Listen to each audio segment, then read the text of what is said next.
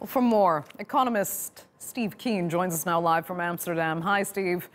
Give us an idea, if you can, first, on the economic consequences of just this total uncertainty, re-Brexit. Has the UK economy paid a price so far? I think it's mainly going to pay it in terms of its exports rather than difficulties with the imports. The sensible thing to do would simply to say that anything coming in from the EU is automatically accepted under British customs. So basically you'd eliminate the paperwork in that direction. Of course, it's very unlikely that the EU would do the same thing in the opposite direction. So I can see more pressure being placed on on British exports than imports. But nonetheless, they've had 3 years to prepare the customs systems that they need to take account of the fact they're no longer in the same trading bloc. And by all reports, they haven't done it. So there could be a big breakdown in the supply chain between Europe and the UK. And given how much the UK's food needs and things like that are imported from the European Union, it could be seriously disruptive. Right. That's looking forward. And I guess let's keep looking forward, though, because now that Boris Johnson has suspended Parliament and the no-deal Brexit scenario is looking more realistic, I guess. If it happens, if the UK crashes out, would there be any winners in that scenario? Well, the winner is basically the European Union. They never wanted an exit to occur. Their entire basis of the European Union is expanding all the time and ultimately forcing all countries to join the Euro as well as the European Union itself.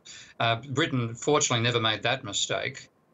This is basically a win for the bureaucrats in Brussels.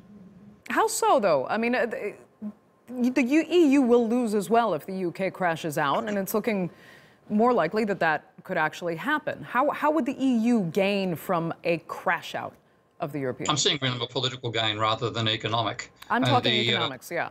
Yeah, economic, everybody's going to suffer out of this. The one thing which could benefit the UK in this whole situation is finally to reduce the value of the pound, which is massively overvalued courtesy of the city of London, the financial centre, which basically means that manufacturing can't compete. And John Mills has been making this case for a long, long time. They need to drastically drop the value of the pound to make it possible to rebuild British manufacturing, which has declined by half as a ratio of GDP over the last 30 years, where German industry has remained at the same level over that time. So if there's some chance to redirect itself away from finance, which was the mistake they made under Thatcher, towards manufacturing. But again, I wouldn't hold that much hope that there'll be any policy to support that. Okay. Steve, honestly, if you kind of held the magic wand to create the ideal outcome, in your opinion here, what would that ideal outcome be? Unfortunately, it'd be just call the whole thing off. It would not be ideal. It would cause all sorts of political conflict inside Britain, of course. But to me, the major sticking point is actually Northern Ireland. If you spend any time there at all, you get a feeling of just how tense the place is, and something which would potentially cause a border there, or even just raise animosity between the Catholic and Protestant factions there, could restart the whole thing. And I didn't personally consider that back when the Brexit vote occurred.